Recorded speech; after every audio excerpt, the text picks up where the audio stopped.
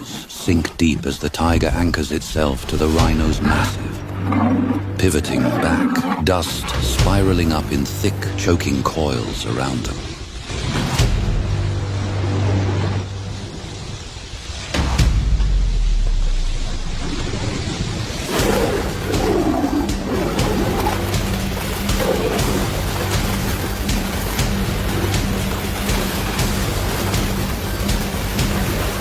His breath heavy in the parched air.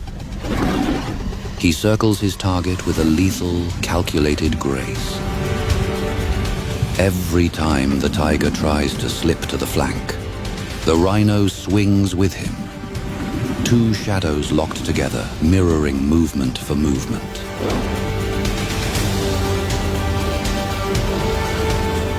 He seeks an opening, a single chance to mount the Grey Fortress once more. But the rhinoceros is a wall of living stone.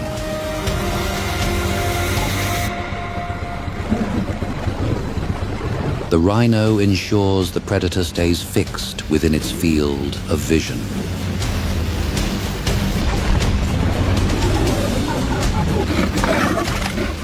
It moves in a chaotic, unpredictable pattern to entrap its foe.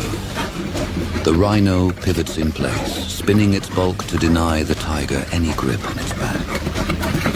Then a horn-driven charge erupts, so violent it drives the tiger back, stumbling and retreating twice in quick succession.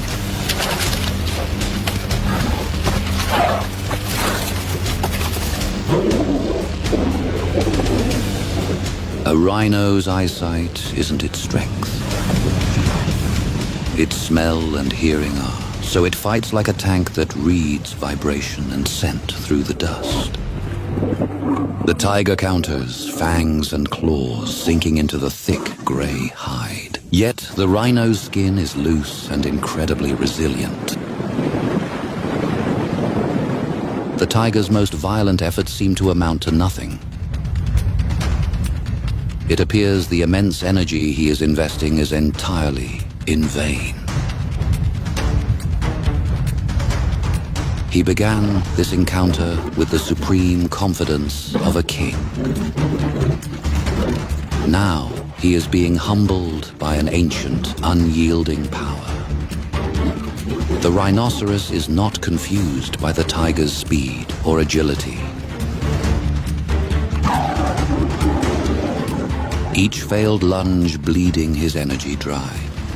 With a single head snap, the rhino can drive its horn like a spear, goring, lifting, and tossing an opponent before they can even reset.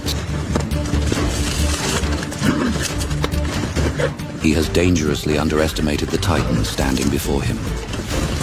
The circle tightens one more time.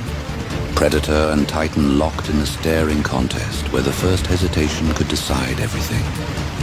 One last horn blast drops the tiger, forcing a rethink. He sinks low to the ground, shoulders tight, eyes locked upward, and commits to a brutal new idea: strike from below, reach the throat. The softer seam beneath the gray armor where the skin isn't built like a shield. For a heartbeat, it looks clever. Then the rhinoceros answers with raw certainty. It stamps hard. Once. Twice, hammering the earth so the ground shakes and the dust erupts into a choking veil. The stamping isn't panic. It's control. A warning turned into pressure, pinning the tiger's nerves as much as his body. Each time the tiger tries to gather himself, the rhino stamps again, closing the option to rise. It delivers one more decisive gore and a final stamping step. An unmistakable message. Stay down. It turns and leaves. The rhinoceros finally turns and disappears into the thickening haze. But the drama is far from over. A subtle movement in the dry, brittle grass reveals a hidden observer. He has been present from the very first strike, watching the entire ordeal from the shadows. He waited for the Titan to depart. Now he steps into the clearing. He walks toward the broken form, lying motionless in the dust. There is no kinship here, only a cruel, cold opportunism. A rival removed, a claim made without risking a fair fight. He begins to torture the fallen cat, directing sharp, clinical bites to its flank. The newcomer locks his powerful jaws onto the lower back of his rival. The injured tiger is still, unable to react or defend its own life. A faint twitch, a shallow breath. Proof there's still life inside, and the newcomer senses it instantly.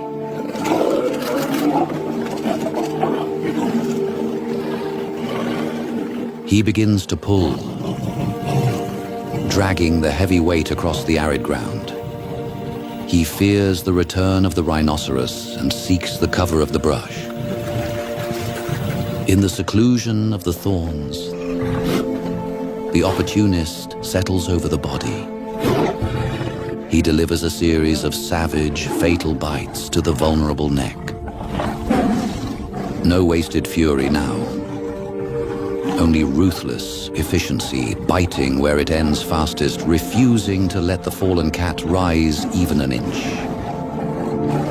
He holds on until the life is finally extinguished. The victor leaves the lifeless remains and slips away into the silence of the bush.